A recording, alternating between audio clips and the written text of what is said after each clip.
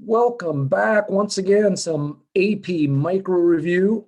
Today, good stuff. We are drawing 4 graphs. Remember, you're not going to be drawing graphs in the AP test, but you probably will. What I mean by that is you're not going to have to upload them. It won't be part of your answer. You'll probably need to draw graphs on scrap sheet to come up with the answers and the explanations. So real quick, when we start today, I'm Matt Pedlow up in Chelsea, Michigan. Welcome back. Love having all you guys out there watching these. Hopefully you're gaining some good information moving forward. Hopefully you're getting some good review. But one of the things really quick I want to start with, so on the AP test, if you can type, not write, you can use Google Forms, Microsoft Word, notes, and then you can just copy and paste it.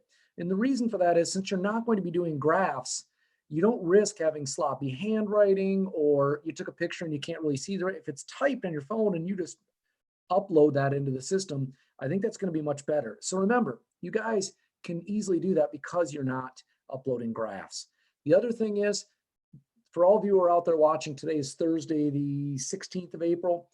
You should have gotten an email Monday from the College Board. If you did not, make sure you check if you have multiple emails and then go into your emails, see if something's wrong, because you have to have correspondence with the College Board. So on the day of the test, you can get right in there. You want to be about 30 minutes ready. There's a security protocol you have to go through, and make sure all of that is ready to go. So the minute that test starts, you can get on there. Last thing, these tests are designed to keep you busy for the full 25 minutes. So if you guys don't finish, believe it or not, that's okay. Obviously, you want to get through as much as possible. Obviously, you'd like to finish the question, have all your explanations typed up, get everything done. But make sure your answers are solid. Don't just rush through it and throw some answers up there because, well, I tried to finish. It's more important to have really good, solid answers. And if you don't get the last point, believe it or not, you could still get a 5 on this. So they're kind of designed that way for a couple of reasons. But just deep breath. You guys are going to do fine on this thing. You've had good teachers. You've learned the material. You're getting review. So boom, there you go. That's our moment of testing Zen today. So let's get started. One of the great things, as we've talked about, I'm trying to share out some things once in a while that relates to what we're talking about. And look at this. We literally about a week ago talked all about total cost, total benefit, and pollution was the example I used, that a government would never spend $10 million to clean up pollution if there was only $1 million in benefit. Today's Wall Street Journal, the estimates show the benefits of social distancing exceed the cost, but they need to delve deeper. And there's a wonderful Planet Money by NPR, which is an awesome podcast you can listen to. But they talked about this yesterday. And if we did nothing as a society, no social distancing, which obviously wouldn't have happened because some people would have been scared and they would have stopped going places. But let's say everything continued as normal and you took the upper limits of how many people potentially would have passed away and you multiply, right? They set a figure to our lives, about $10 million. It's about somewhere in the like $9-10 trillion range. That's the benefit we've saved. Then you'd have to look at the cost, and it's somewhere potentially in the 2 to 3 trillion. So, right, your benefit of 10 is higher than your cost of 2 to 3. You go ahead and do it. And the reason this article says they need to delve deeper, and if you can find this, it's awesome. It's all econ. You guys will geek out on this. Well, hopefully, I did. But you have to start looking at the estimates. And what is the estimate saying now, and how long can we do this? I know if you're in New York, you just extended until May 15th. I'm assuming here in Michigan, we're probably going to be doing similar things. So at what point do economists say, all right, now the cost is getting close to that benefit? All econ. What other class can you talk all about this stuff, right? So there you go. Great article. Look for this today. So welcome back. And this is what we left off with yesterday. So as I told you yesterday, at the end of these videos, if you get a chance, please do these. It's the best thing to keep doing. Free response, free response, free response. Just hammer these things, because if I'm going to sit here and give you all the explanations and say this is why, hopefully that's helping you guys. So if you get a question just like this in the AP test, bam, you just did this. So this is Carrie's going shopping for volleyballs. Here's her total benefit.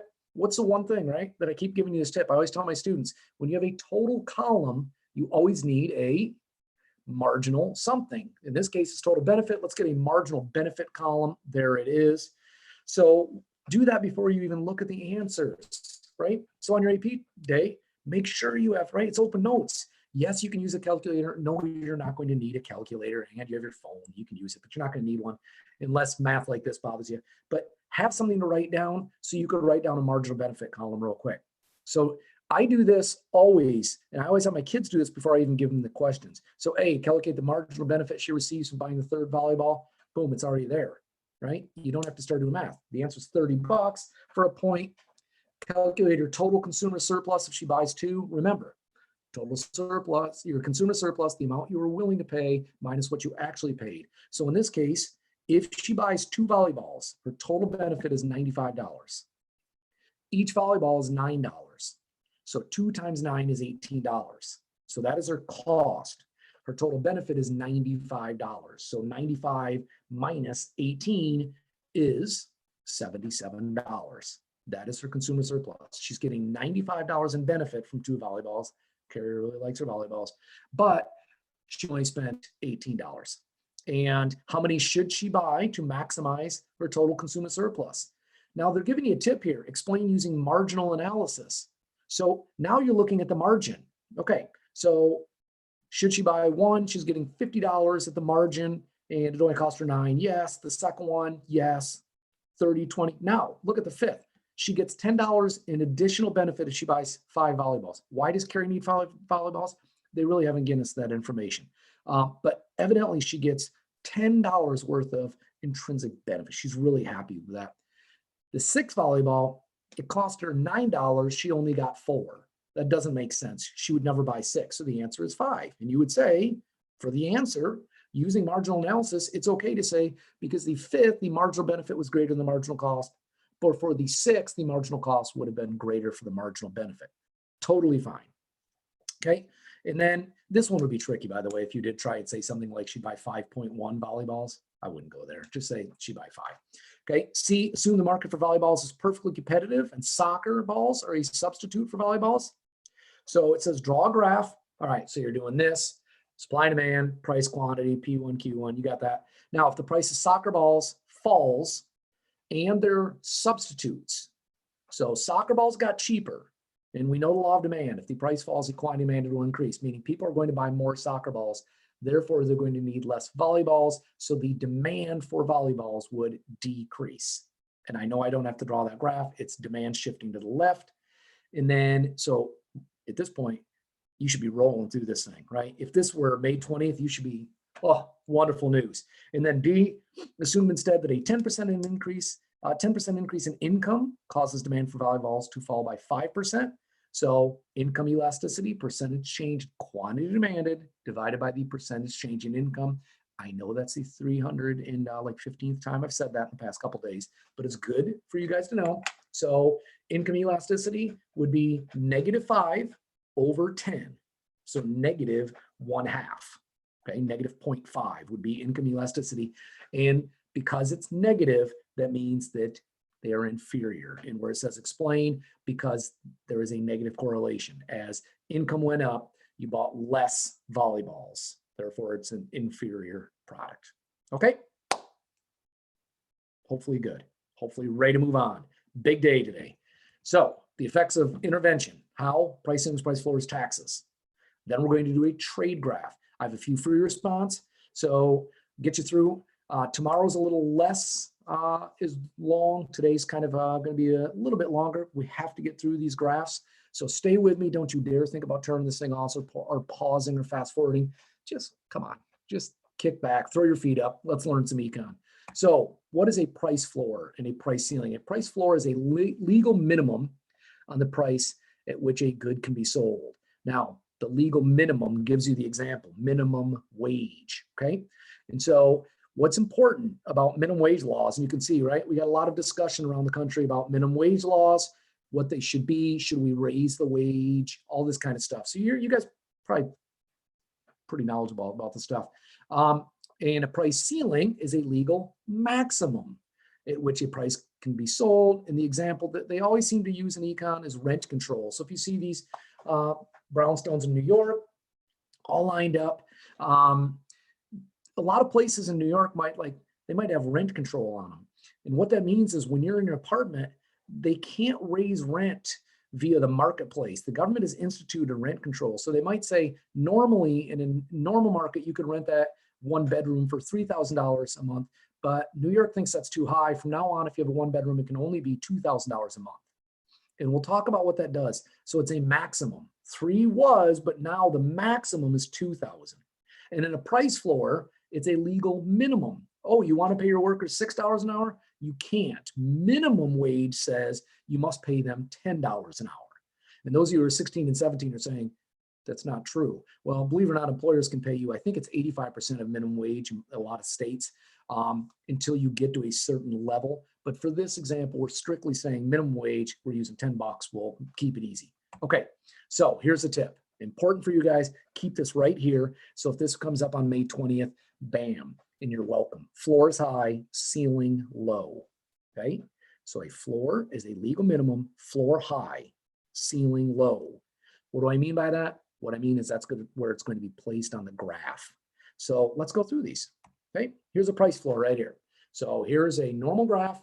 Now the key word is binding. Binding means it's effective, that it is actually influencing the marketplace.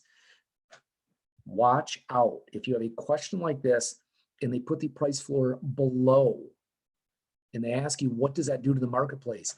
Don't get all excited and nervous. And so you're drawing these graphs and then you make your dotted lines to quantity supplied, quantity demanded and say, oh, look at this.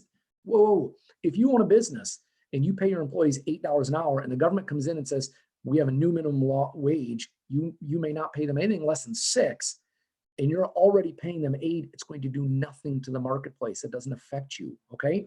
So a price floor has to be above. There it is. So you can just draw PF, make a line all the way across. What's important here, there's your quantity supplied, okay? So let's talk about this for a minute. Let's use minimum wage for an example on this, okay? What's the supply? Well, that's the supply of labor. So what happened right here at this wage, and yes, I realize price quantity, that's fine. At this wage, this many people are willing to work in the marketplace at a higher minimum wage. So where do those new workers come? Well, that's very easy. Maybe they came from other towns. I told you this. We talked about this example a couple weeks ago where in Ann Arbor, years ago, 15 years ago, they raised the minimum wage more. And I had a student who was driving almost, 35, 40 minutes to get in Ann Arbor because he did the math and the extra couple dollars an hour was worth his gas, or so he thought. So you're going to have workers come in who want to work for the higher wage. Bad news, look what happens to quantity demanded. Maybe they need less. Why? Because if you have to pay them, look at, McDonald's and the kiosks. They don't want to pay higher wages. So they can automate and have less employees. So now what is occurring is a surplus, right? So the quantity supplied is greater than the quantity demanded. We did this yesterday. It's all rolling right along here. So there's your consumer surplus left over, the little blue triangle that just showed up. Consumers don't like price floors, right? So another example you could use for a price floor are like agricultural sports, where if corn prices or wheat prices, a bushel of wheat got too cheap, the government can come in and say from now on, we'll buy all your wheat at, if it's $2 a bushel, we'll buy it all for $4. So no matter what, you can't sell it for less than $4 and we'll buy the surplus of wheat type thing. So now prices go up, meaning our consumer surplus falls. And then this is the producer surplus. But notice we have this here. Remember what that's called from yesterday? A deadweight loss in the marketplace, okay? So producer surplus in the yellow, consumer up here in the blue, and we're left with a surplus. So the quantity supplied is greater than the quantity demanded. If you can draw this graph, if you look at this graph and it makes sense to you guys, perfect. Okay, then we can move on. So that's what a price floor is. So they do cause a deadweight loss. And remember, your definition of a deadweight loss is a loss of total surplus. So if this is kind of I know yesterday we briefly touched, today is really the main day talking about these deadweight losses. A deadweight loss in the marketplace is a loss of total surplus. So at the marketplace, if we go back here for a second, before the price floor, okay, look, here is our consumer surplus. We did this yesterday. Here, down here, this triangle is our producer surplus. Now, look what's happened. Consumer and then producer, and we're left with this little bit of consumer and this little bit of producer surplus here, right? So that's a deadweight loss. And what is that? It's a loss of the total surplus. It's the value of the people would have gotten the wheat or whatever it is at that lower price, and producers who would have sold, because now look what's happening. Here's the quantity that's changing hands in the marketplace. That's it, because we're not willing to buy any more wheat past that. So there's a loss, okay? And there's your deadweight loss. Is that perfect? No. PowerPoint is not exactly, this is, look at, this is a one bedroom operation here. We don't have $1 million budget, so that's as good as it gets right there, the green. Okay, that's a price floor. Know it, draw it, understand it. Price ceiling. So ceilings are binding if they're set below, and they cause shortages. They also create deadweight losses. So your price ceiling's below. Here's your rent control. Now look what happens. So this many people are getting apartments in New York at this rate. Okay, this price of paying per month. And then a mayor comes in and says, we need rent control. I'm a man of the people. And look what happens. Now there is a smaller supply. The quantity supplied is out here. Okay, quantity demanded is way out here. And so now you have a shortage. Now here's a really quick thing. People say, how is this possible? Okay, first of all, you're gonna have people who come in and say, I couldn't afford to live in New York. Doesn't matter, San Francisco, pick city of your choice. Okay. I couldn't afford to live here. Now I can. I'm going to move there because now they have cheaper housing. Here's the key. People always ask, apartments don't have feet. But think about college towns, okay? You're up in Badger country, and you're up in Madison, Wisconsin, which is a fantastic town. And you're living in a 7-bedroom house. What do? Well, they're not going to keep renting for less rent that they think they can make. So they just sell the house to a family. It's very simple. And now there's less apartments, okay? So look what happens here. Produce a surplus, very low. They have to sell it for a lower price. Now, consumer surplus, all right, it's a blue area, but the green areas are, once again, are deadweight loss. Why does surplus stop here? It's very simple. This right now is the quantity that will change hands. Why? Because they're not willing to supply anything past that point. So it doesn't matter if we want this many apartments. They're not there. So it's back here. So there's your deadweight loss. So ceiling low, floor high. What's key with these is knowing the quantity that will change hands in the marketplace. Okay, that's really important to understand. Okay, let's do a couple of these together. So this is the graph above illustrates the labor market for teenage workers. Some of you might have been in this pool. The current minimum wage is W1, and Congress then introduces a sub-minimum wage. So Congress drives down the wage that applies only to teenagers. Imagine that law. And since teenagers can't vote, Congress wouldn't care, up to 17. So what is the most likely effect on teenage employment? So it was a high wage, and Congress decided it's going to be a lower minimum wage. Okay, A, teenage employment will increase. Okay, look at your graph. So here was the original demand for labor. Now it's down here. Did the quantity increase? It did. And is it because firms will want to hire more teenagers at W2 than at W1? They do, because firms are the demand for labor. Kids with supply. So A is right. Really quick, I just want to show you why is B not correct, because teenage employment will increase. We know that part of it's right, because more teenagers will want to work at W2. No. So look, right here was their supply of labor. Right at the high, this was a quantity of workers, of teens willing to work, and now it's back here, right? Some kids say, you know what, it's not worth it. I'll play video games instead. Okay, there you go. Or go work, get money doing landscaping and all under the table type thing, where they're not part of the workforce. Okay, free response time.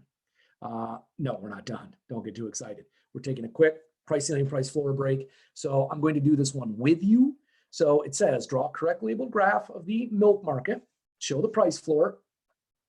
Okay, let's do this. Why don't we, it's perfect. Actually, you know what? Go ahead, start drawing this if you have a notebook to draw on. Okay, it says milk is sold in a perfectly competitive market. To help milk producers, government puts an effective, right, binding price floor on milk.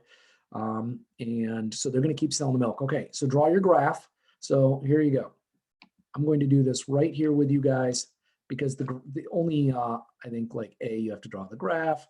And so we're going to make it as good as we can on this thing. There's your supply of milk. Here's your demand for milk. And it says show PF. Okay, price floor, floor high. So if this was your original equilibrium price, then let's put our price floor and you label PF. So those of you following along at home, hopefully yours looks a little better than mine. Right, there's your price floor. Oh, it's not bad. Okay, and show the quantity purchased by household labeled QF. Well, think about this. If this was our original quantity in the market, right, at equilibrium, now it's back here. Okay, there's our new quantity. And that's QF.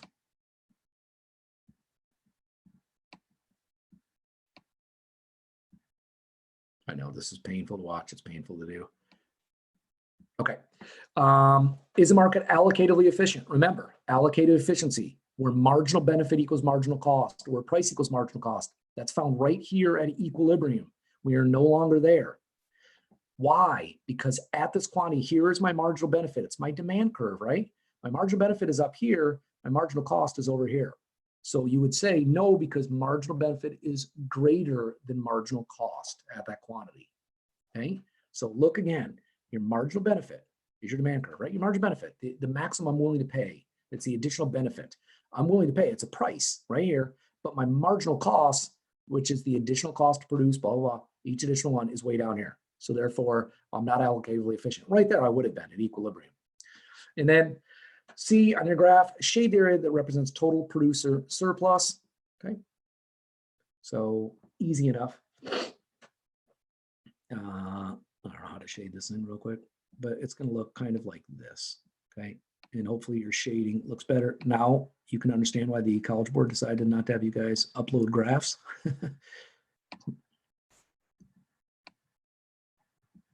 All right, there you go. There's your producer surplus, right? Deadweight loss here, consumer surplus here. Okay, so good. Now we don't have to draw in our graphs. D, assume the absolute value of price elasticity of milk is 2. Okay, so stop right there. Let's go back to what we did Monday. What does that mean? If it's greater than 1, what does that mean? It means demand is elastic. So would total spending on milk increase, decrease, or not change? Okay, so the price is increased, and we know demand is elastic. Therefore, if prices increase, total revenue falls when demand is elastic. So total spending would fall because, demand is elastic, right? Easy stuff, right? And you guys know that. And then E, assume the price floor causes the equilibrium price of eggs, a related consumption good, to increase.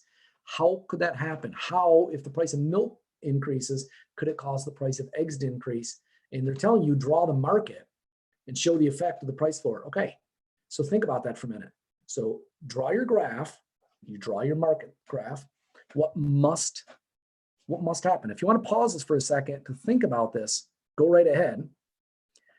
But the only way this is possible is if the demand for eggs increased, which would drive up the price.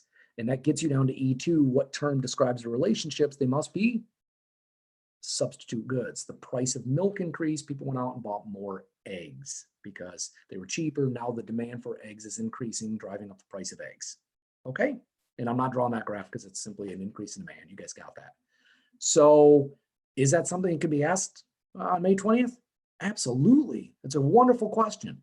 Know your graphs, because once you know your graphs, once again, the graphs tell the story. You can explain everything from there. Okay. We're ready to move on, I hope, from price ceiling, price floors to tax graphs. I think these are some of the easier graphs to understand, but I'm going to actually talk about why things shift the way they do. I'm going to use one of their graphs, so you won't have to look at my penmanship on the old PowerPoint. So the government intervenes in market, right? Some, depending where you stand politically, some people like to say they interfere in markets by taxing. Sometimes they offer subsidies. So what is a subsidy? We all know what taxes are. A subsidy is when the government pays you to do something or to produce something. So an example in this country would be farm subsidies, where they pay farmers to grow corn, things of that nature, okay? If the market is at equilibrium, anytime the government intervenes, it's going to move away from allocative efficiency. And where is that found? Once again, right there at equilibrium. So anytime the government intervenes into a marketplace, it's going to get us away from allocative efficiency. And if it's tax on producers, which is primarily what they're going to show you, it's going to be a supply decrease. And this last point, I'm going to show you some graphs here in just a couple minutes. So the size of the revenue that they earn depends on the elasticity. If you remember on Monday when we did elasticity, the first slide, what did I show you? Alcohol and a bunch of ground up cigarettes. Nasty. Why? Because I said the government likes taxing things where there is inelastic demand. So if the government wanted to raise money right now, tax toilet paper, right? Put a 10% tax on it. Tax hand sanitizer. Now, obviously, the government isn't doing this because they're saying these are necessities. We need people to go buy this stuff, but they could. And I'm not talking sales tax, okay? Don't worry about that. I'm saying, imagine if they said, we're going to put a 20-cent tax on every gallon of hand sanitizer, things of that nature. People are hoarding meat right now for apparently no reason, but they are. So it depends on the elasticity of supply and demand, okay? So you got that. Let's look at a graph. Boom. Pretty graph because I stole theirs. So this is what a tax graph looks like. Here's what's important. I cannot harp on this enough. I really need you to understand this graph right here. If you know all the points in this graph, it's another one you just check off the list and you move on to the next one. So now you guys should be pretty comfortable with price floors and price ceilings. Now you go, all right, tax graph. Let's learn this one, check it off and go to the next one. So before the tax, there's no tax. Don't even look at this second supply curve. It doesn't exist. We're right here. Our equilibrium is Q2 and P2. Consumer surplus, if they ask you, if they give you a graph like this and say, what is, you don't have to use plus signs. I would, makes it a little easier to see. It's A plus B plus C plus D. So, right, consumer surplus, everything above the price, and we know price is P2. So it's right here. Producer surplus, it's everything below. So H, F, E, and G. This big triangle right here. And then the government taxes. So think about like, we'll say cigarette taxes, for instance, okay? Jewel pod taxes. It shifts the supply back. Why is that? Because producers, a tax, another way of looking at tax, it's a cost on producers. Yes, they want to pass that tax on to us, but they typically can't unless demand is perfectly inelastic. And if you said that, I'm honestly, well done to you. But if the supply, if it's relatively elastic, they can't just pass the whole thing on to us. So supply is going to shift back. So now the price, this is important. Here's your new equilibrium right here. Here is the price buyers are now going to pay. So the price went up. Okay. So here's a better example. When Michael Bloomberg was mayor of New York City, he proposed a tax on sodas, I believe, right? And what was it, like 10, 15 cents? I forget the numbers. But so now buyers pay higher price. Okay. Now, do the soda makers get that money? Of course not. They now get less money. So you stay on this line right here. There's new equilibrium, go down. Q1 is a new quantity. Buyers pay P3, sellers get P1. Okay. So if you're looking at this graph saying that doesn't make sense, we're paying this price, but they're only getting this price. Ah, yes, it's a tax. The government, so the per unit tax, every time one soda is sold, it's P3 minus P1, right? And if you had numbers over here like, I don't know, $1.10 and $1, it'd be a 10-cent tax, okay? And so now consumers have less consumer surplus. Prices increased. Producer surplus is way down here. So producer surplus fell. So the question is, how do you know the government's tax revenue? And the government's tax revenue is the rectangle right here. So if buyers are going to pay this price and sellers are going to get this price right here, then the government this is their total tax revenue. So we know the per unit tax is P3 minus P1. This whole thing, so P3 minus P1 times Q1. Understand that? P3 minus P1 times Q1. And then you're left with the deadweight loss of D and E.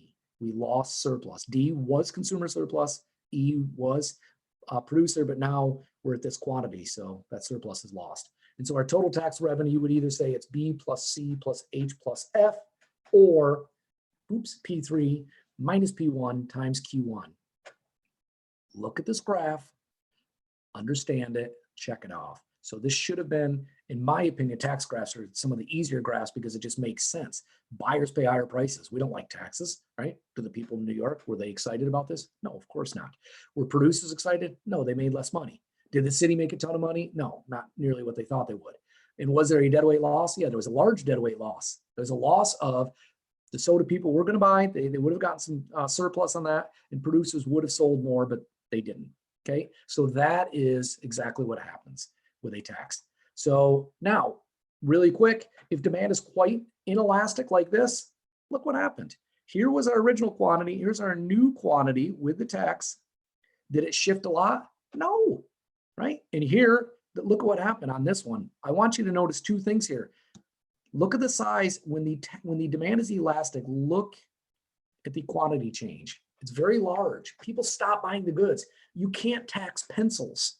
That doesn't make sense. People just go out and buy pens. So, and remember, we're not talking sales tax here. Just get away from that kind of stuff, right? You can't just put a tax on pencils like they do gasoline. So the quantity would dramatically fall. But you could tax gasoline. People need it, especially in the short run. And so the quantity doesn't fall much. Look what happens on this graph first. Let's start talking about the inelastic demand. Who pays the majority of the tax? Here is the original equilibrium price. Buyers pay this much of the tax. Sellers only pay this much. Buyers clearly are paying more of the tax, right? This is their share of the tax. I mean, that's big. Sellers only pay this much. So why is that? Because sellers know buyers have to get gasoline. If they raise gas taxes, like I told you in Michigan, our governor at one point wanted to raise them 45 cents a gallon. Well, the producers, maybe they would have raised prices only 38 cents and they would have paid 7 cents the gallon tax, and maybe we would have paid more because we need gas. But over here, the pencil example, look at buyer's price only goes up a little bit. Sellers eat most of this tax. This gap is much larger than this, right? So if the demand is more elastic, sellers pay more of the tax, okay? And then if we really stretch this and say, what about a perfectly elastic demand curve? And here I would make a note on this graph. If you need to pause and go back to draw these, what's key is look who's paying all of the tax. Buyers are not, they're not willing to buy it for even a penny more. So who pays it? The sellers. So the buyers are still paying the same price with the tax, but sellers only receive this much. So their tax revenue box is here. And then over here, look what happens. Sellers are getting the exact same price. Buyers are paying the full amount of the tax. Sellers still receive this and the government takes this right here. Why is that? So a life-sustaining pill where if right now I went down with a heart attack and someone gave me a pill and I chewed it and I was right back in this chair, if you taxed it, the suppliers know we're not going to pay the tax. Why would we? Buyers absolutely need this. They can pay the full amount of the tax. Okay. So do I think that they're going to have all these different graphs in there and ask you about the elasticities? I have no idea. I'm not writing the test. They could. So know your graphs. Know your tax graphs. And let's talk about a couple of these. I just threw the tax on. I made this graph for you to help us through this. So assume that in a competitive equilibrium, 1,000 units are sold, $20 per unit. So following a $4 tax, okay, we now pay 23, we were paying 20. Buyers only get 19. So they're paying $1 of the tax, we're paying $3 of the tax. So they want to know, what's the total tax revenue? The tax is $4 and they're selling 950 of them. And so what is 950 times 4, right? Well, 3,800. There's your tax revenue. And then what is the deadweight loss? Once again, here's your deadweight loss. So it's 1/2 base times height. So $4 times, right, 50, that's 200, divided by 2 is 100. So there's your answer. Boom. Tax revenue 3,800 and deadweight loss of $100. Okay, perfect. Let's get boogieing really quick. Let's do this one together. And then we got to talk trade stuff. So I told you today was going to be a little bit of a longer day, but it's good for you. You're hopefully learning a lot. So using labeling, identify each of the following. Let's just do this together. The price quantity before the tax, $12 and 100, right? Before the tax. Consumer surplus before the tax, A plus B plus C plus F. In A3, the area representing produced surplus, D plus G plus E. Okay. So far, probably simple. There's nothing you could miss on that, right? You guys are good on that. B, taxes imposed. Does the price paid by the buyer rise by the full amount of the tax? Well, buyers were paying 12. Now here's our new equilibrium. So our quantity is now 80 at a price of 13 for buyers. So the price went up by $1. Is that the full tax? No, because sellers only get 11. So now you know the tax is $2. We pay 13, they get to keep 11, the government takes 2. So you would say, no, the price only went up by $1 for buyers, but the tax was $2, or you could say the tax is being shared equally between them. And then C, after the tax, price received by sellers, well, we just said that, stay on this line until it hits your supply curve and over. Because remember, at this quantity, these suppliers are willing to accept that, so they're going to take it. So it's $11. Amount of tax revenue, so we know the tax is $2 times 80, so $160. That's probably pretty easy. Area representing consumer surplus, A, it's this little triangle up here. And then area representing deadweight loss, and it's right here, F plus G. Okay. Feeling good? We can move away from taxes. Perfect. All right, let's talk trade. Whew. You guys need a break? You need like water, you need something. This is the last graph, I promise you. Okay. I'm going to do a free response with you. I'll leave you with one. We'll go over it tomorrow. And then remember, it's Friday, so we don't bother with homework on Friday. So let's get this one done together. And look, container ships. Here's our pause. Ready?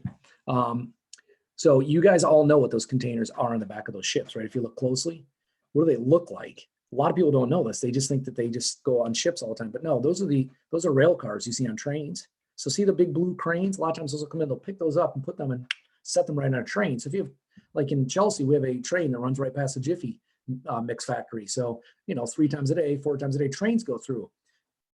For all I know, that train was in China 2 weeks ago. How would I know? It was in Vietnam. It was I have no idea where it was. And then they send it over on these ships. It takes it off, puts it on a train. Then the train goes somewhere. And then a lot of times there's a crane that takes it off. And guess what it puts it on? A semi. So next time you're driving down the road and a semi passes you, for all you know, that back of that semi, they're like a little Lego, right? They just clip onto these things. For all you know, that thing was in China a week ago. You have no idea, right? Genius idea.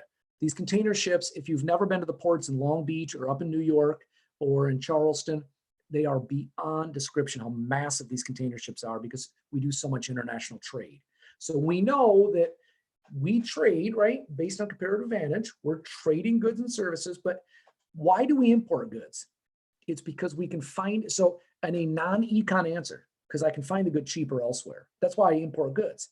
You think about, right? I teach Civil War, believe it or not. I teach a Civil War class. And we talk a tremendous amount about the agriculture back then. What were they farming, right? And the tobacco and the indigo early on, the rice early on, but a lot of cotton by the Civil War times. Today, where do we grow a lot of cotton, right? Possibly Alabama, but we grow a lot of it in California. Why? Because it's cheaper to grow the cotton in California, put it on a container ship, send it to China or somewhere in Southeast Asia, make it into t-shirts, bring it back to the United States, and then sell it to us. That's cheaper than just opening a factory in California and making t-shirts there. Isn't that crazy? So we can find it cheaper elsewhere. So that's why we import it. And imports are goods made elsewhere and brought in. If the world price is higher than the domestic price, we'll export the good. So if the United States grows fantastic apples, right? Washington State, Michigan, New York, Western New York, right? These big apple growing regions. Let's say that our apple prices are actually cheaper than what they're willing to pay over in Europe. Then we'll export apples to Europe. We can find higher prices, okay? That's why we do these things. So, and what is a tariff? I know you've heard this term before. It's been a little bit in the news the last couple of years. Tariffs are simply taxes on imports. That's all it is. And there's another way to interfere with trade, which is called a quota. And a quota is a limit on imports. Why is this important? You're not going to graph quotas, but take back in the 70s, like, right, being in Michigan, I didn't grow up here, but auto industry is still really prevalent. And when Ford and GM and Chrysler were making still the large cars, right? You look back at those boats in the 70s, the station wagons, right, with the seats in the back that faced each other, and so you could wave to people, or the parents put the plywood down and drive to Florida. Crazy times. And we were getting our butts kicked by Honda and Toyota by the 80s. They're making small cars, and so we put quotas on the amount that we could import of like Honda. So what did Honda do? Honda, Kia today, Hyundai, all these car manufacturers, what do? They open plants in the United States. So I own a Honda CRV. Where was it made? In Ohio. As a matter of fact, that Honda CRV has more parts made domestically than almost any other car in the United States because it's not an import anymore. It's made here. So that's why we quota things. Producers come here and build them here and know they're no longer imports. Okay. You've seen this graph before. Now I'm going to get very technical with you here. The first graph's easy. The second one's a little more difficult. So an importing country, P and Q, right? No big deal. The world price, let's say they import. Okay. So there's our world price. We know it's below, so we're going to import the good. Now look what happens here. Here's our quantity demanded. Here's our quantity supply. So you guys are smart, rational students, and you're probably saying, oh, look, a shortage. Don't say that. They're not creating shortages. Why? What are we doing? We're importing the good. There's no shortage. We're just going to go get it elsewhere. So that's how we fill that. So consumer surplus originally was this triangle here. Do you think consumers benefit from free trade? That this you guys call them cell phones, but they're handheld computers, right? And you know why this thing doesn't cost $11,000? Because it was made somewhere else, probably for cheaper labor. TVs, things of that nature, right? We talked about this before. Ask your parents if you have more things than they had when they were your age. So our consumer surplus increases because we're getting products that we want for lower cost. Look what happens to producer surplus. It's tiny now. And that's domestic producer surplus, right? The factories here, because now they got to compete with imports. So that is an importing country. So far, pretty easy. Could they ask you a question where it's an exporting country? Of course they could. But let's say, we're going to go on a limb here. Let's say there's a man elected president who says, we're getting hammered by free trade and we're going to start tariffing goods.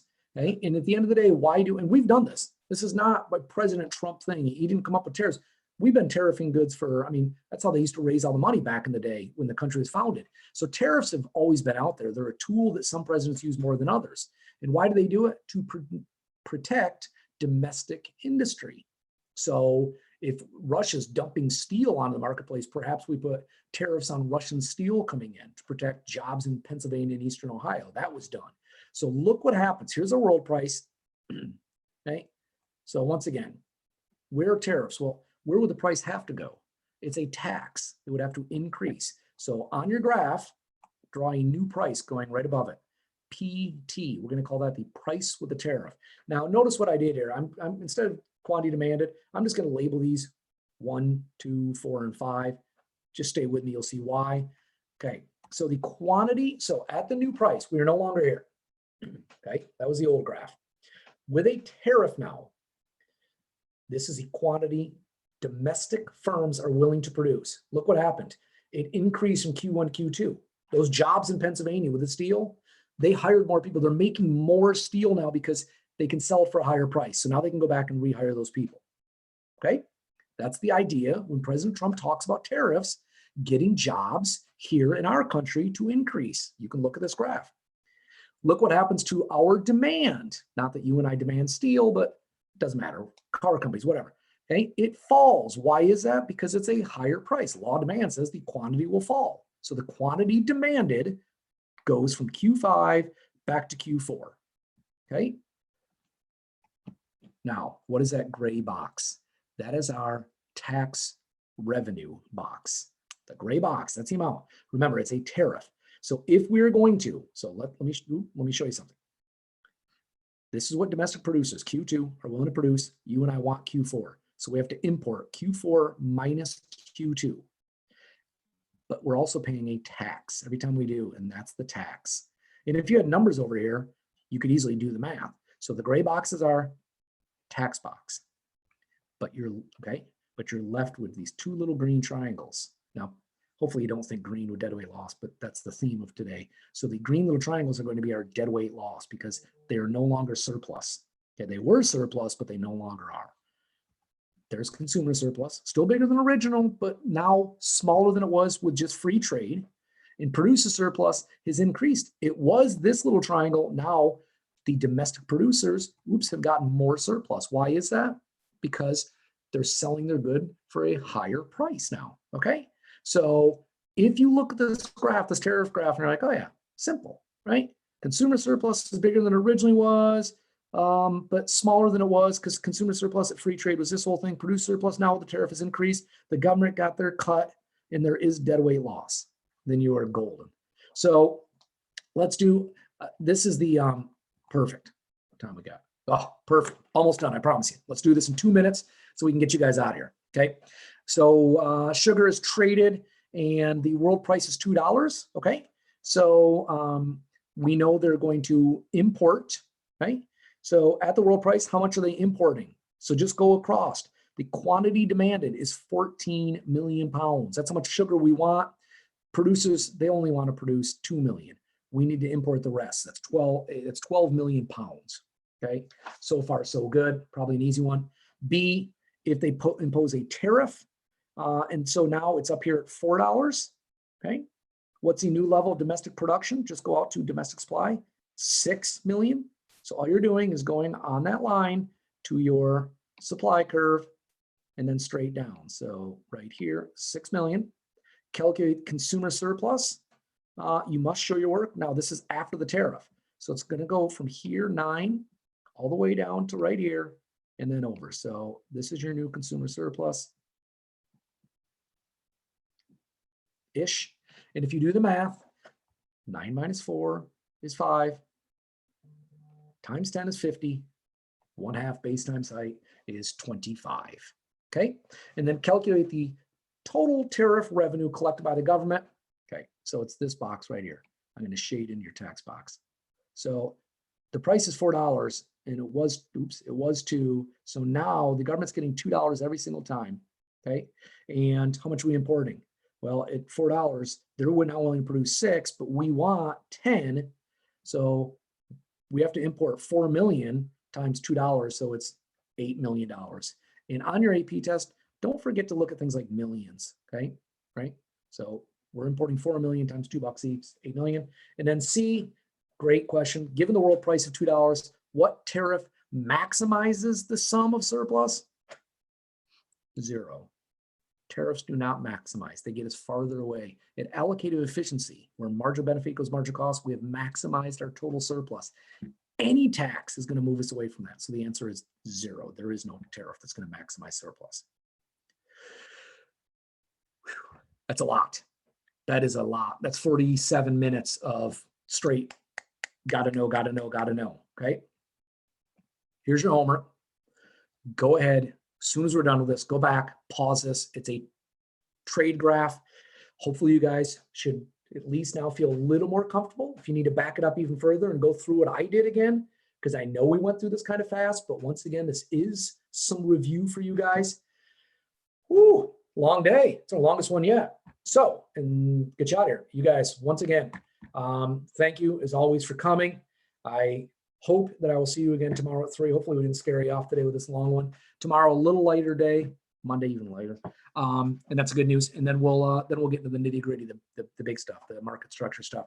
So thank you very much. Go enjoy yourself today. Go get some fresh air, open your windows, and have a good day. Take care of yourselves. I will see you tomorrow at 3. Goodbye.